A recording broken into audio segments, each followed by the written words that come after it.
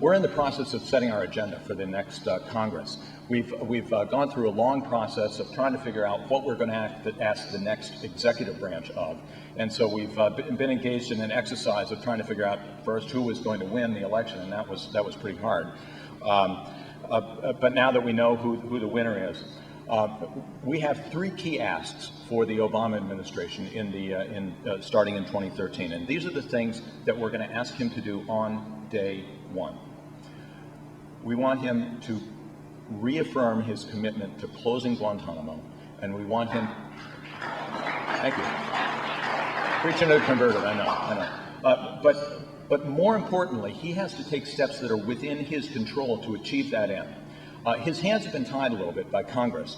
There have been transfer restrictions that have been imposed through spending bills and through the National Defense Authorization Act that have hindered his ability to close Guantánamo, to dispose of or transfer out some of the detainees there. And so what we are going to ask him to do is to pledge to veto any legislation that would continue those restrictions, and they come up on a regular basis. So that's number one. We're also going to ask him to commit to putting an end to the executive branch programs that continue to abusive and discriminatory deportation practices. The so-called Secure Communities program and the 287G programs that essentially incentivize state and local law enforcement officials to racially profile and that have an impact on our immigrant communities. We think these are shameful. It's not known, but you could call President Obama the deportation president.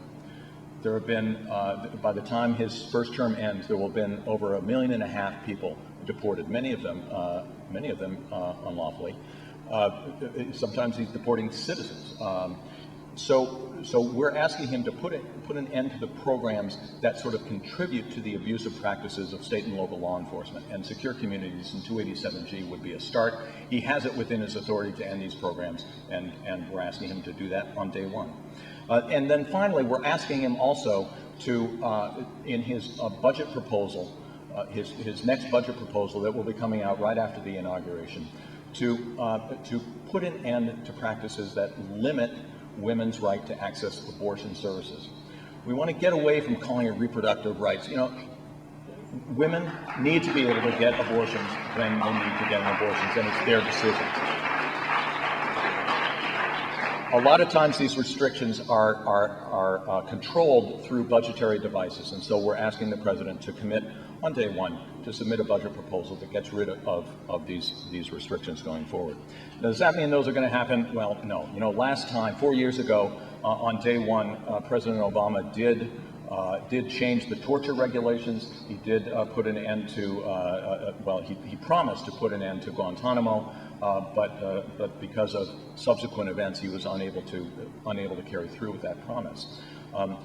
So these are the things that we are highlighting this year for President Obama. Now is his chance moving forward, and we hope he will do that. We are also hoping for further successes in the LGBT arena. For example, we think very soon the president will be issuing an executive order that will help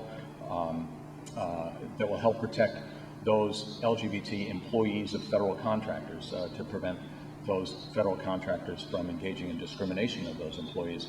And the president has it within his authority to change federal contracting requirements to require those contractors to promise not to discriminate against LGBT employees. And so we're hoping that will happen, perhaps even before inauguration.